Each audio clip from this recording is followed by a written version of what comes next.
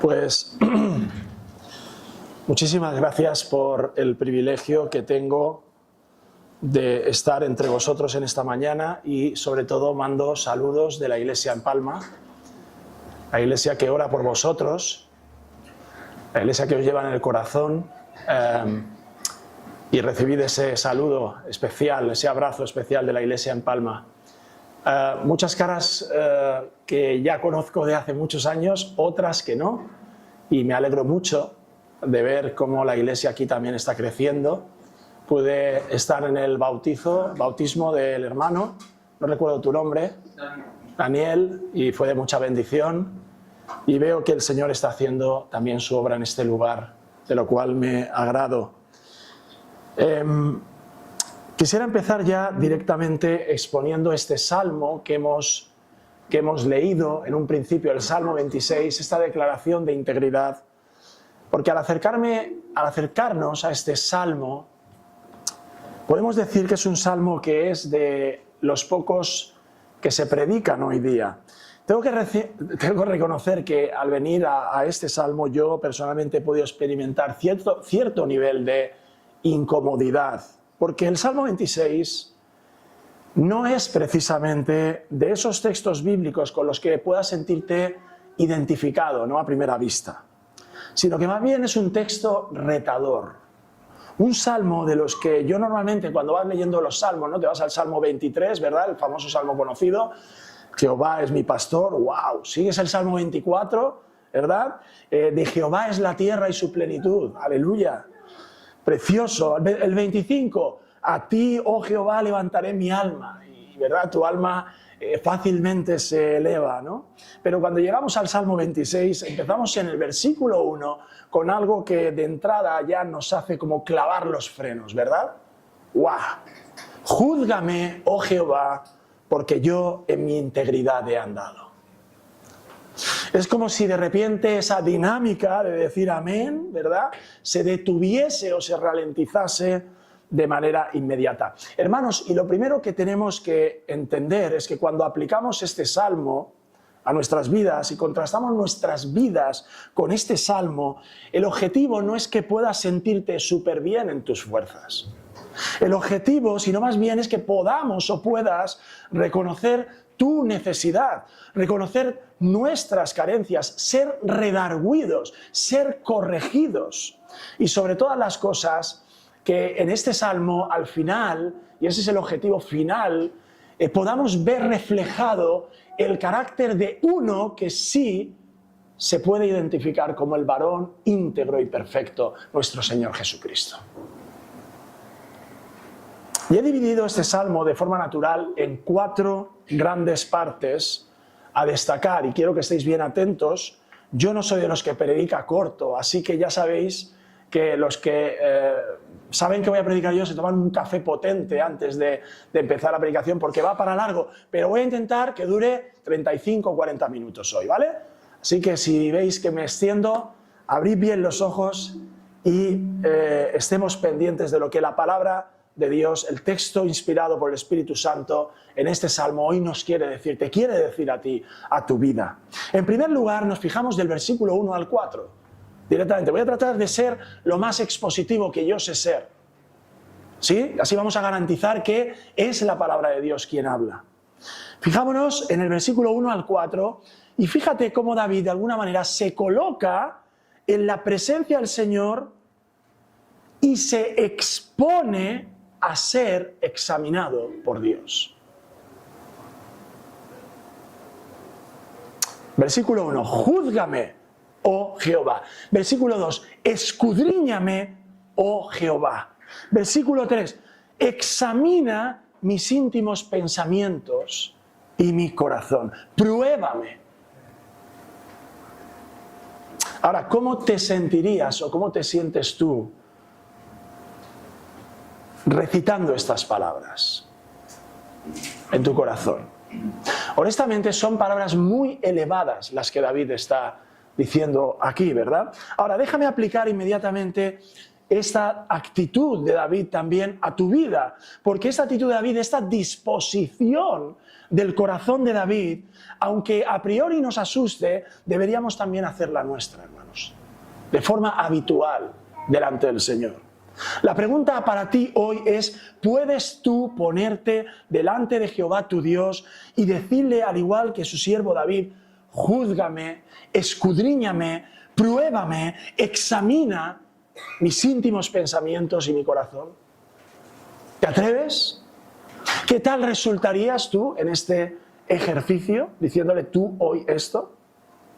¿Hay en tu corazón sentimientos de temor que impiden, pecados que pueden impedir decir hoy con todo tu ser, como David aquí, Señor, júzgame, porque yo en mi integridad he andado?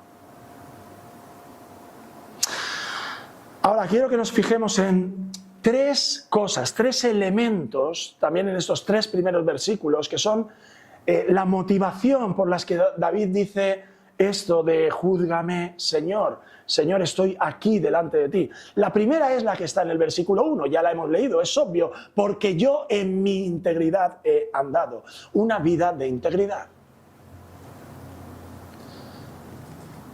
Una vida de integridad, no de perfección. Porque David no era perfecto. Y él lo sabía muy bien, pero sí era íntegro. Y es que la integridad no tiene por qué ser la perfección, ¿verdad? Se puede ser íntegro cuando caminamos con conocimiento de que somos pecadores y a la vez en la lucha atroz que tenemos que batallar con nuestro propio pecado, nuestra propia carne, siguiendo los principios del Señor. David pone de manifiesto que su caminar es íntegro, pero David no está exento de caídas como las que tuvo. Hemos leído previamente, el hermano ha salido las consecuencias después de la caída de David, ¿verdad? La pérdida de su hijo. Fíjate que David no dice, yo soy perfecto delante de ti, sino yo soy íntegro, mi integridad he andado. Y el versículo 3 refuerza ese argumento diciendo, y ando en tu verdad, si os fijáis, y ando en tu verdad. De manera que ese caminar, esa andadura que es íntegra, se materializa o se pone de manifiesto porque él anda en la verdad. Fíjate que David no dice conozco tu verdad, sino que ando, camino ahí. Forma parte de mi proceder diario, la verdad de Dios. Y yo te pregunto, ¿cómo define Dios su verdad? Pues la define como su palabra. Jesús dijo en Juan 17, orando al Padre, dijo, santifícalos en que en tu verdad, tu palabra es verdad.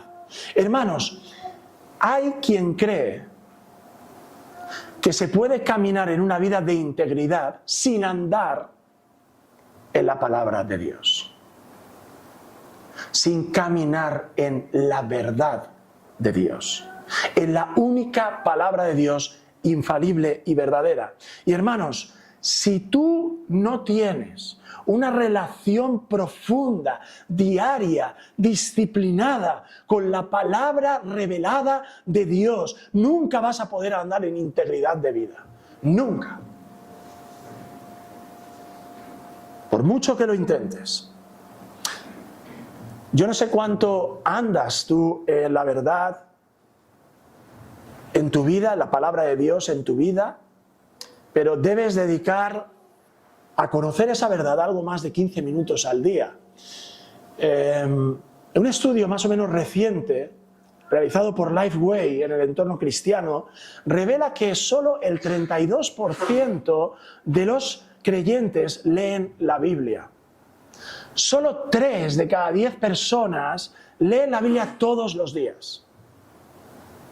Y el resto, el 27%, lee la Biblia algunas veces por semana, el 11% algunas veces al mes, el 5% una vez al mes, el 12% nunca o muy rara vez. y el estudio no habla sobre la meditación personal de la palabra, que es lo que estamos llamados a hacer. Eso revelaría datos aún más sorprendentes, ¿verdad? Pero no olvidemos, hermanos, que los creyentes andan en la verdad porque andan en su palabra, y eso supone que se nutren ampliamente de la palabra de Dios, comen la palabra de Dios, digieren la palabra de Dios. Es la principal función a la que se exponen. El segundo elemento que define el carácter de este David, y vamos avanzando, está también en el versículo 1, dice: júzgame, oh Jehová, porque yo en mi integridad he andado, y fijaos, he confiado a sí mismo en Jehová sin titubear.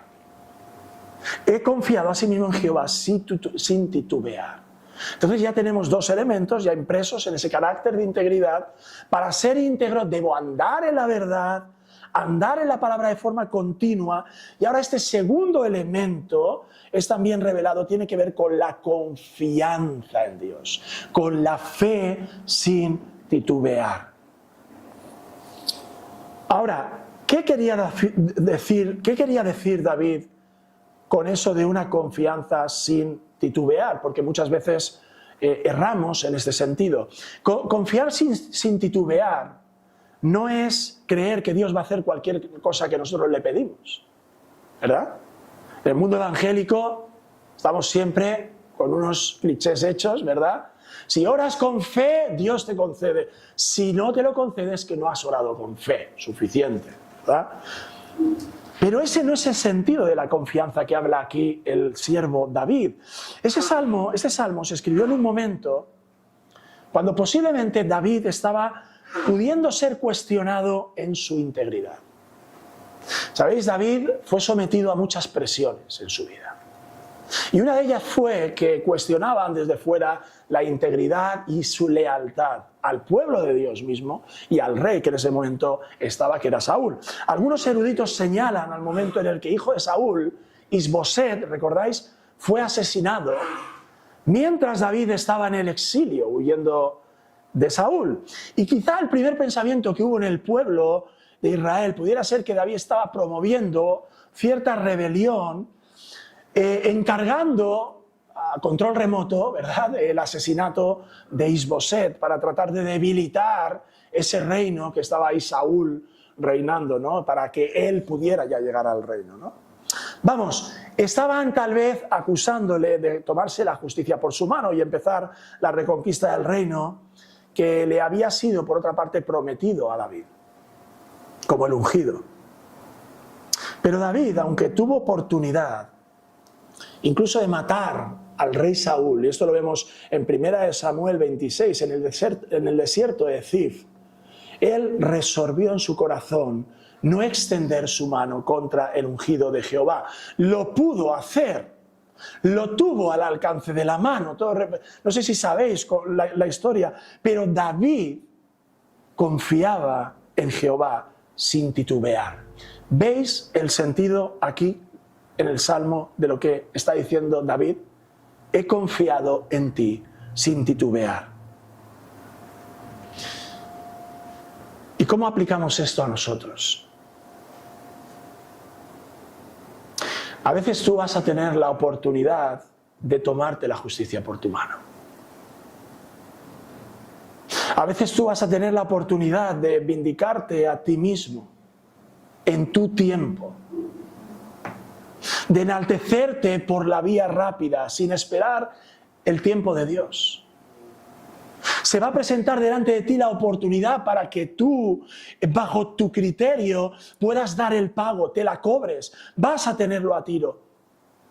Incluso se podría dar el caso de lo que le pasó a David cuando tuvo a tiro a Saúl, ¿recordáis? Uno de sus generales le dijo, mientras este dormía en el campamento, ya lo tenemos aquí, o lo matas tú o lo mato yo. Es tu momento ahora, Dios te lo ha puesto en tu mano, hazlo, vindícate. Es justo lo que vas a hacer. Sin embargo, David le dice a su general, ni se te ocurra levantar una mano contra el ungido de Jehová. Porque David no quería, hermanos, David no quería adelantarse a los tiempos de Dios. Él no buscaba la vindicación humana, sino la divina. No buscaba el favor del hombre, solo el de Dios. Quería que Dios lo vindicase y no él a sí mismo. ¿Cuántas veces nosotros, hermanos, corremos a nuestra vindicación, corremos a nuestro criterio a defenderlo, nuestra razón, nuestros derechos, nos precipitamos sin esperar que sea Dios quien nos dé la razón y no el hombre? ¿Cuántas veces corremos a la precipitación? Porque queremos que ya, quiero mi vindicación cuanto antes. Nos preocupa más mi persona que cuando nos critican. Cuando nos critican, cuando hay un rumor sobre nosotros, nos preocupa más nuestra persona que el propio rumor, que es un pecado contra Dios. Eso lo pasamos a un segundo plano. El pecado que han hecho contra Dios, lo importante es que me han hecho a mí, herido a mí. ¿Veis? Yo no merezco que se haya dicho esto sobre mí. Quiero mi vindicación cuanto antes. Nos preocupa nosotros mismos. Tenemos el ego muy hinchado, hermanos. ¿Cuántas veces has pensado que los pastores no reconocen la altura de tus posibilidades? Porque ellos no saben reconocer los dones que hay en ti. Y te están perdiendo, se están perdiendo lo mejor de lo mejor en la iglesia, ¿verdad? Los maravillosos dones que tú tienes.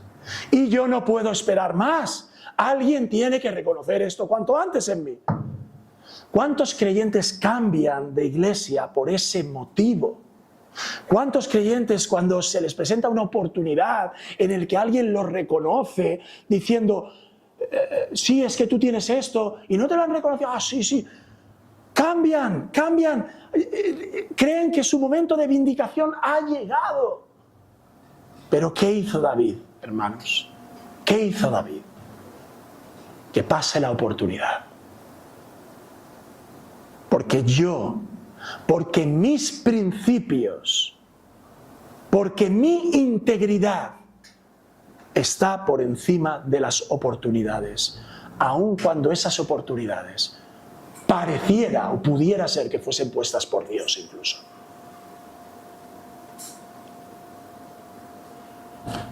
¿Nos olvidamos, hermanos, de la precipitación de Abraham y Sara con Ismael? Y las consecuencias que eso reportó, hermanos, en la soberanía de Dios.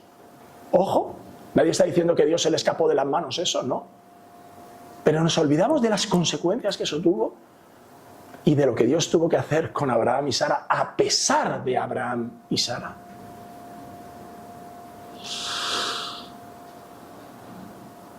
Hermanos, si esta fuese nuestra actitud como cristianos, la actitud de David, dejando que sea el Señor quien nos ubique, quien nos coloque en nuestro justo lugar, la iglesia del Señor reflejaría más el carácter de este David y por lo tanto más el carácter de nuestro Señor Jesucristo. Amén.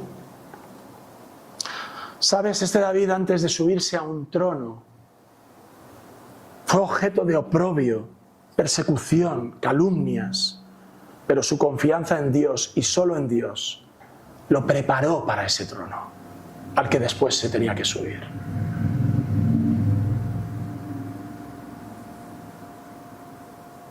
Y muchas veces nosotros queremos un lugar de honor, cuando no hemos aprendido a ser todavía siervos.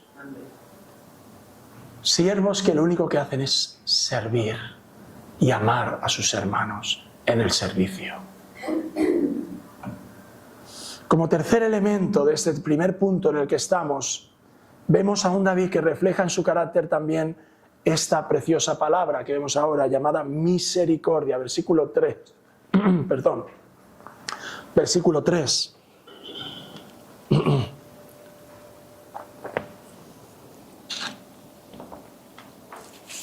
Dice así: porque tu misericordia está delante de mis ojos. De manera que tenemos a un David que su integridad descansa en que anda en la palabra, en la verdad de Dios, que confía en Jehová, de manera que él no se va a precipitar, va a esperar el tiempo de Jehová, el tiempo de Dios para su vida. Y en tercer lugar, es un hombre de misericordia, porque tu misericordia, dice David, está delante de mis ojos. Es una expresión, hermanos, de tener la misericordia de forma constante, delante de los ojos, delante de todas sus acciones, delante de nuestros ojos, delante de lo que hacemos. Tiene que haber misericordia. Fíjate que David no dice, mi misericordia está delante de mis ojos, sino tu misericordia está delante de mis ojos. Y esto es muy importante, hermanos. Porque nuestro amor por los hermanos, la misericordia que nosotros ejercemos, no es algo que venga de nuestra habilidad, es de Él.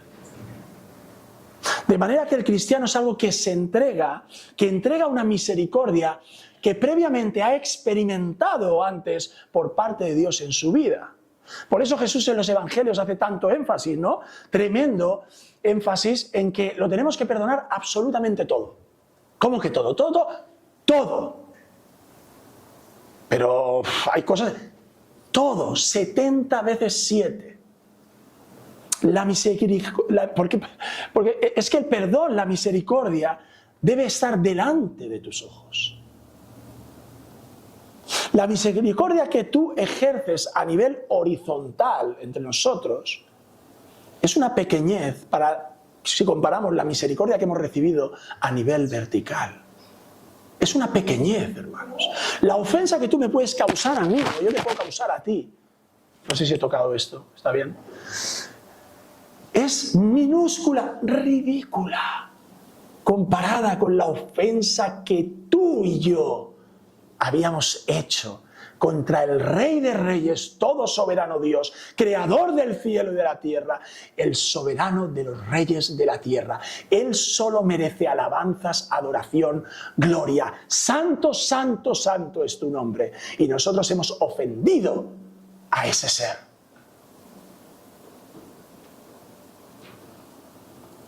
De manera que solamente aquellos que han experimentado ese perdón vertical tan tremendamente grande, tan incomparable, podemos decir y decimos y debemos decir, porque tu misericordia está delante de mis ojos, permean toda mi vida.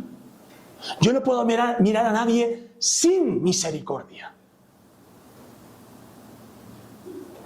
aun cuando le digo, hermano, debes cambiar esto en tu vida, porque estoy actuando en misericordia.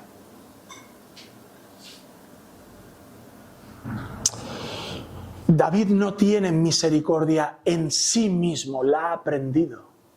Y nosotros igual. Oh, de tu corazón no ha salido nada bueno, hermano. Ni la misericordia que tú crees tal vez poder tener. Todo ha sido enseñado por el ser de la misericordia. Jesucristo, nuestro Señor y Salvador. Hay consejeros que dicen que tienes que perdonar con tu corazón. ¿Con cuál? ¿Con el mío? Pues estamos apañados. Difícil va a ser.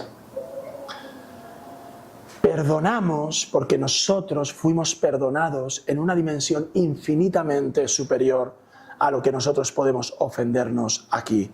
Porque tu misericordia está delante de mis ojos. Como segundo punto de este mensaje, hemos hecho el primer punto nada más. Llevamos media hora. Esto calculo que acabará a las 3:30 de la tarde. O sea que tranquilos, tomad aire, es broma. Vamos a acabar antes, ya veréis. Estos puntos son más rápidos, pero son de vital importancia. Como segundo punto, quiero observar el versículo 4 y 5, porque el verdadero cristiano, con ese carácter que hemos definido aquí de integridad, es también, y esto lo hemos visto, y se ha orado por esto también, es alguien que se aleja del mundo. Versículo 4. No me he sentado con hombres hipócritas, ni entré con los que andan simuladamente. Aborrecí la reunión de los malignos y con los impíos nunca me senté. Pregúntate, ¿dónde estás sentado tú en los últimos tiempos en tu vida? ¿Cuáles son tus vínculos? ¿Cuáles son los amigos que alegran tu corazón? ¿Cuáles son las actividades que realmente te satisfacen? Estás esperando durante toda la semana. ¿Con quién tú te sientes en tu salsa? David tiene aquí, hermanos, una actitud proactiva en cuanto a su relación con lo que él considera el mundo. Fíjate, no me he sentado, no entré, aborrecí. Son verbos que dan a entender que es un verbo en acción pasiva, pero es un verbo en acción contundente. No me he sentado, no entré y aborrecí la reunión de los impíos. David no se queda en el sofá con una simple idea, una simple pretensión o intencionalidad, sino que ha tomado parte activa en su preservación del mundo, de todo lo que imponga una comunión con el mundo. Y quiero decir esta palabra de forma clara, no relación con el mundo, sino comunión, es diferente. Nosotros no somos Amish, ¿vale? Que hemos bloqueado las puertas al mundo, no. Ese sentarse que habla aquí David con hombres hipócritas, está describiendo una comunión, un sentarse en un mismo sentir, en un mismo espíritu. Si no, no nos podríamos ir ni a la cafetería de aquí al lado, ¿verdad? A tomar un café con los incrédulos, y eso no es a lo que estamos llamados. Relación sí, pero comunión no. Y no lo digo yo porque lo dice Pablo en el capítulo 6 de su segunda carta a los Corintios. Ellos vivían en una ciudad como Corinto, una ciudad llena de manifestaciones diversas, de todo tipo de maldad, de dioses, de influencias hacia la propia iglesia. La iglesia está siendo bombardeada por la influencia social de Corinto. Y dice Pablo, no os unáis a yugo desigual, no os unáis en yugo desigual con los incrédulos, porque ¿qué compañerismo tiene la justicia con la injusticia? ¿Y qué comunión la luz con las tinieblas? ¿Y qué concordia Cristo con Belial? ¿O qué parte el creyente con el incrédulo? ¿Y qué acuerdo hay entre el templo de Dios y los ídolos? Son preguntas que Pablo está haciendo, porque vosotros sois el templo de Dios viviente. Como Dios dijo, habitaré y andaré entre ellos, y seré su Dios, y ellos serán mi pueblo, por lo cual salid, fijaos, salid de en medio de ellos, dice el Señor, y no toquéis lo inmundo, y yo os recibiré. Y seré para vosotros por Padre, y vosotros me seréis hijos e hijas, dice el Señor Dios Todopoderoso. No somos Amish, pero tampoco somos uno más ahí en medio. Camuflados entre ellos, ¿verdad? Y Santiago en el capítulo 4, versículos 4 y 5 dice, oh almas adúlteras, ¿no sabéis que la amistad del mundo es enemistad contra Dios? Cualquiera pues que quiera ser amigo del mundo se constituye enemigo de Dios. ¿O pensáis que la Escritura dice en vano que el Espíritu que Él ha hecho morar en vosotros os anhela celosamente? Os quiere para Él solo. Celosamente. Hermanos, no podemos ignorar el celo del Espíritu en una vida santificada, rescatada por Él. De manera que el Espíritu Santo sí nos permite, incluso nos comisiona a ir a las almas perdidas para hacerle luz, pero no se te ocurra acampar ahí. Porque el Espíritu no quiere que hagas eso. No sustituyas esa familia por esta familia. Porque el Espíritu no quiere que hagas eso. Eso es incongruente. Yo siempre me imagino en esos casos un ejemplo bélico, ¿no? de la guerra. Hemos también pensado en esto y que no hace nunca... ¿Qué es lo que no hace nunca un soldado en la guerra? ¿Y qué es lo que sí hace un soldado en la guerra?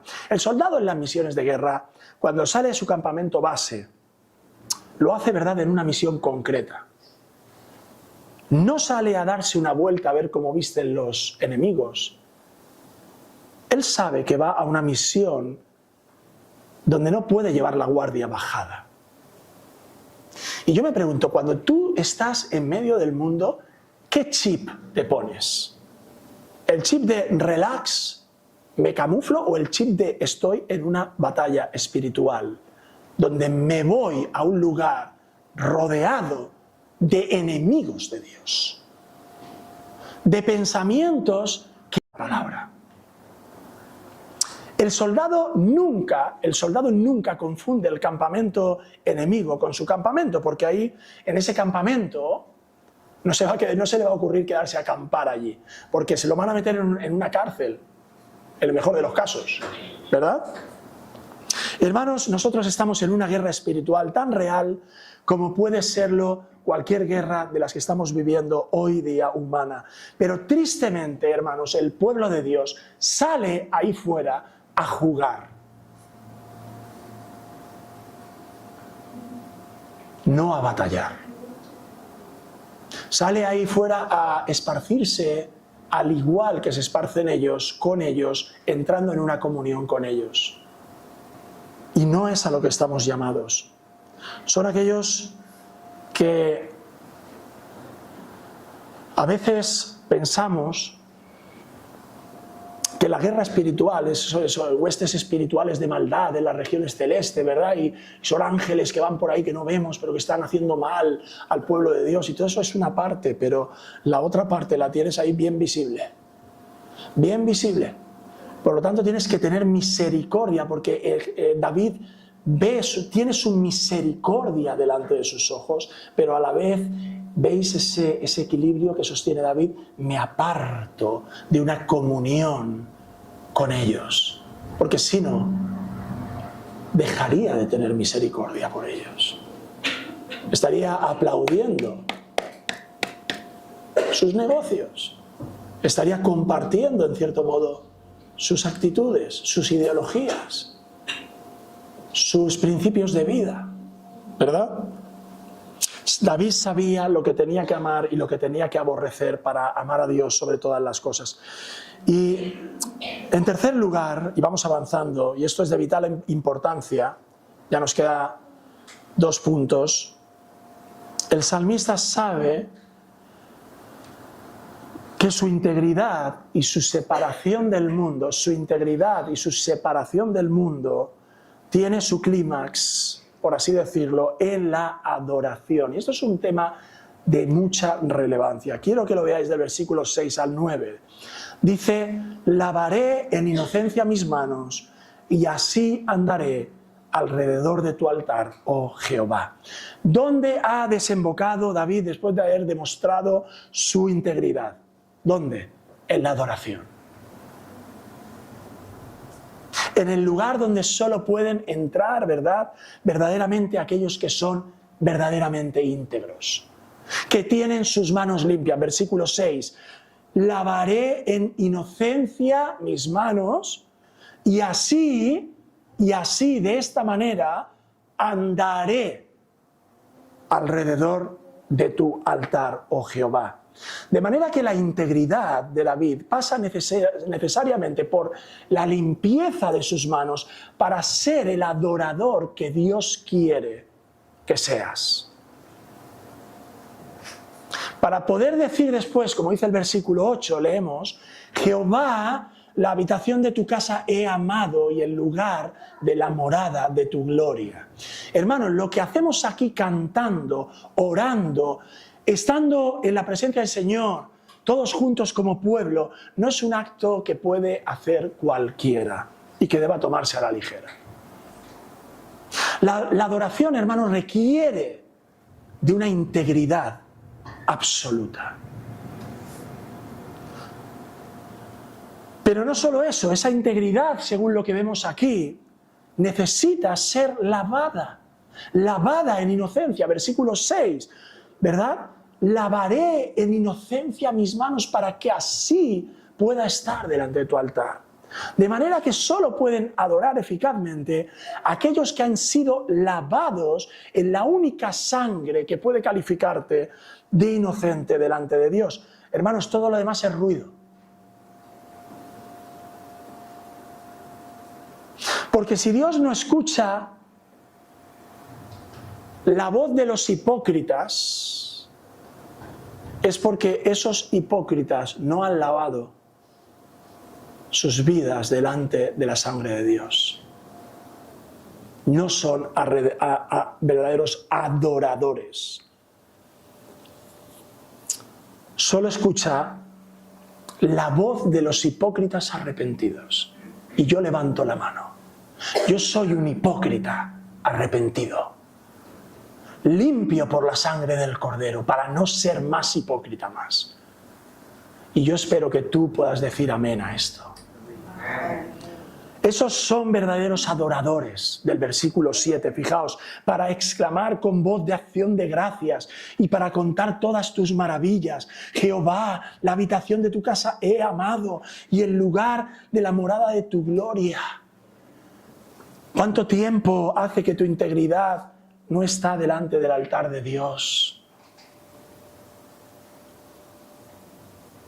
Que vienes aquí al altar de Dios en tu casa, en tu propio corazón. No estoy diciendo que un altar físico, sino el altar de tu vida, en la adoración íntima con tu Dios. Y hay algo que está impidiendo que tú puedas decir: Jehová, la habitación de tu casa he amado y el lugar de la morada de tu gloria.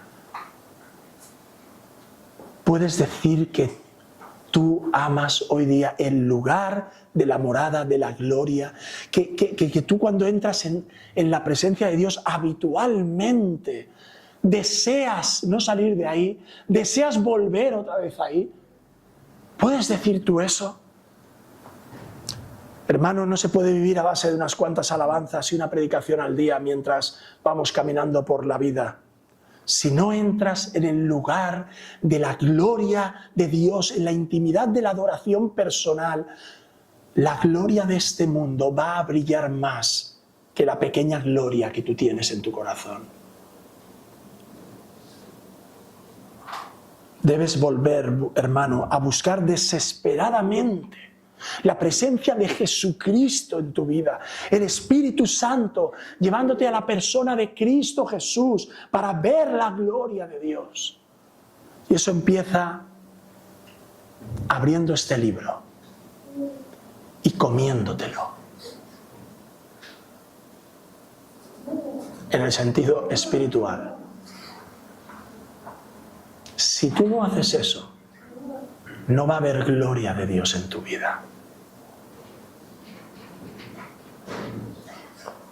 Fijaos cómo Josué se lo dijo al pueblo, Josué 8:34, después de la segunda victoria del pueblo en la tierra prometida, en el monte Ebal, dijo Josué lo siguiente, leyó, dice Josué, leyó todas las palabras de la ley, las bendiciones y las maldiciones. ¡Qué bonito!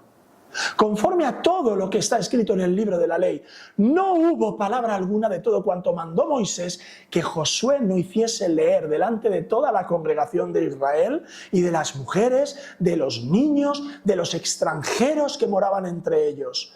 La integridad, hermanos, pasa porque tú asimiles lo bueno y lo malo de la palabra de Dios. Entender lo que te gusta y lo que no te gusta tanto. Lo que dices, aleluya, gloria a Dios fácilmente, pero lo que se te queda clavado en el corazón diciendo, ay madre mía, Señor, sácame de aquí, estoy condenado. Lo bueno y lo malo.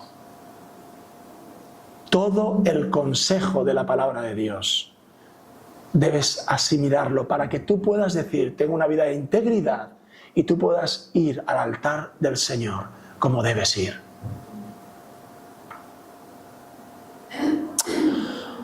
Y esto nos tiene que consolar porque vamos avanzando ya en cuarto y último lugar. Podemos ver a un David que a pesar de su integridad, de apartarse del mundo, de adorar como solo Dios quiere que se adore, yo veo aquí también, hermanos, a un David vulnerable.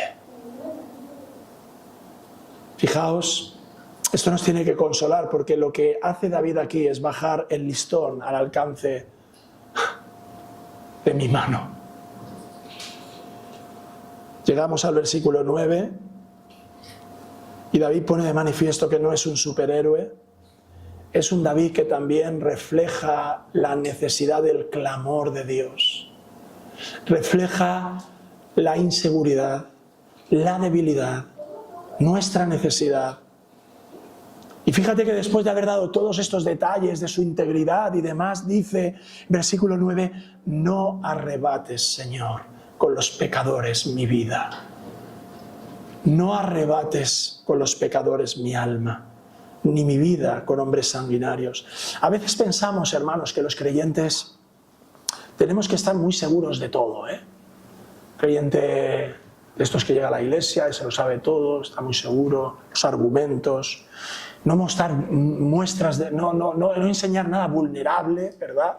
De nuestra vulnerabilidad, porque eso es sinónimo de inmadurez. Pero fíjate en David. Él ha descrito su integridad, su posición firme, pero David sabe clamar también en su integridad y en su inseguridad, en la incertidumbre de su ser. Señor, no arrebates con los pecadores mi alma. ¿Pero en qué quedamos, David? ¿No decías que tú confiabas en Jehová sin titubear? Lo has dicho hace un versículo antes. ¿Por qué no confías ahora en que Jehová nunca arrebatará el alma de los justos, ¿verdad?, con los pecadores? Porque el creyente, hermanos, también se derrama delante de Dios, pidiéndole a Dios que Él siga siendo fiel en la vida de cada uno de nosotros. Esto no depende de nosotros. No arrebates, Señor, con los pecadores mi alma. ¿Por qué? Porque yo es que no soy más que ellos, Señor. Tú lo sabes. Si no fuera por tu gracia derramada en mi vida, arrebatarías con los pecadores mi alma. A veces pensamos que si yo llevo 40 años en la fe, no debería decirle al Señor, Señor, sálvame, Señor, sálvame. Yo no sé si te ha pasado en tus oraciones íntimas que tú le dices al Señor, sálvame, y una vocecita te dice, pero si ya te salvó. Pero, ¿por qué no le puedes decir, Señor, sálvame? No le estás diciendo, sálvame de nuevo porque he perdido la salvación. Le estás diciendo, Señor, confío en que tu salvación se sostiene en solo tus méritos. Haz efectivo eso cada día en mi vida, que yo pueda revivirlo, vivirlo de nuevo. Señor, sálvame. Gloria a Dios. Gloria a Dios. Señor, no arrebates con los pecadores mi alma. Estoy mostrando que Dios es fiel. Señor, no lo hagas, Señor. Tal vez tú hace tiempo que diste un paso de fe, pero sientes inseguridad en tu misma salvación. Al ver tu débil integridad de vida, pues clama como David, clama como este siervo, clama aún más que David, porque David tenía clara su integridad, no su perfección, pero sí su integridad delante de Dios. Clama, tú tienes que clamar aún más que David. No dejes de clamar, porque Dios arrebatará las almas de los pecadores un día. Que la tuya no esté entre ellos. Clama. Hoy es el día en que tienes que clamar. No arrebates, Señor, con los pecadores mi alma. Cuarto y último punto. Nos vamos a fijar en el versículo 11 solamente para concluir. Mas yo andaré en mi integridad. Redímeme y ten misericordia de mí. Porque sabes una cosa, David en este salmo expresó argumentos que no hubiera podido vivir sin que esos argumentos señalasen hacia el Hijo que iba a venir de su propia descendencia, ¿veis? Porque este David era íntegro, pero no era íntegramente perfecto. Podía ser juzgado por Jehová, pero hubiera sido hallado falto, insuficiente. Pero David no fue siempre ni completamente fiel, como sabemos, ¿no? No fue siempre completamente apartado de los hipócritas de una manera perfecta. Y no siempre estuvo delante de Dios limpio, ¿verdad? Durante toda su vida, ¿verdad que no? Pero este David estaba señalando a uno que sí fue no solamente íntegro, sino perfecto. Hubo uno, solo uno, Jesús, humano como David, pero sin pecado, que fue tentado en todo, pero no cayó. Él supo caminar entre pecadores sin tocar el pecado. Él podía decir de forma perfecta: júzgame, Jehová, porque en mi integridad he andado. He confiado a sí mismo en Jehová sin titubear. Este es Jesús. Escudriñame, oh Jehová, y pruébame. Examina mis íntimos pensamientos y mi corazón, porque tu misericordia está delante de mis ojos y ando en tu verdad. Este es Jesús. Jesús es el sumo sacerdote que se pasea alrededor del altar para unir el cielo con la tierra, quien representa, hermanos, la misma gloria de Dios, para poder contar todas sus maravillas. Él es la habitación de la gloria de Dios. Él es quien su alma nunca fue contada con los inicuos, ni fue arrebatada su alma con los pecadores, quien nos redimió de nuestros pecados. David clamaba: Señor, redímeme, ten misericordia de mí, porque yo no llego. Pero Jesús clamó en la cruz: consumado es. Yo sí llego. Yo soy el único que puede redimir. Yo quiero acabar diciéndote: hoy Cristo quiere redimirte a ti también. Amén. Redimir es comprar. Redimir es comprar por un precio, el precio que ha pagado ese Hijo perfecto, clavándose en la cruz, solamente para que tú hoy puedas decir: Señor, yo en mi integridad voy a andar a partir de ahora. Pero tienes que venir necesariamente a esta remisión de pecados, a esta palabra: redímeme, oh Dios, y podré andar delante de ti, para que tu alma no sea arrebatada con los pecadores. Ven hoy a Jesús. Ven hoy a Él.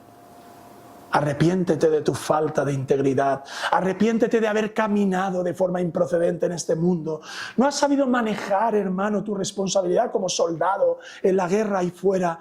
Arrepiéntete de la amargura de tu alma que hoy tiene delante de la presencia de Dios. Entrega hoy esta amargura, que no es otra cosa que la manifestación de una falta de fe, sin titubear delante de nuestro Dios. Reconoce delante de Dios que has dejado de amar el lugar de la morada de su gloria. Arrepiéntete de tu protagonismo. Tú no estás llamado a ser protagonista de nada. Tú estás llamado a reflejar la luz del verdadero protagonista, para que el Señor sea glorificado y tú seas empequeñecido.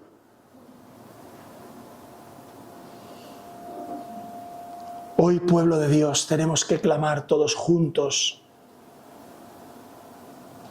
el versículo 11. Redímeme en Cristo Jesús y ten misericordia de mí, para que pueda en las congregaciones bendecir a Jehová. Amén. Amén. Vamos a orar. Señor, queremos suplicarte que tu Espíritu nos lleve a un arrepentimiento genuino, donde podamos encontrarnos con Jesús, el Santo Hijo de Dios, el único que puede limpiar nuestras vidas de forma eficaz. Confesamos nuestros pecados delante de ti, Señor, y suplicamos que derrames de tu gracia y tu perdón entre nosotros. Queremos ser adoradores que pueden traer su adoración ante ti de una forma verdadera en los méritos de nuestro Señor Jesucristo. Levanta, oh Señor, un pueblo bien dispuesto, íntegro, santo, misericordioso y conscientes de la obra de salvación que tú has efectuado en favor nuestro, Señor, comprándonos a precio de sangre. Oramos en el nombre de este Jesús que nos redimió. Amén. Amén.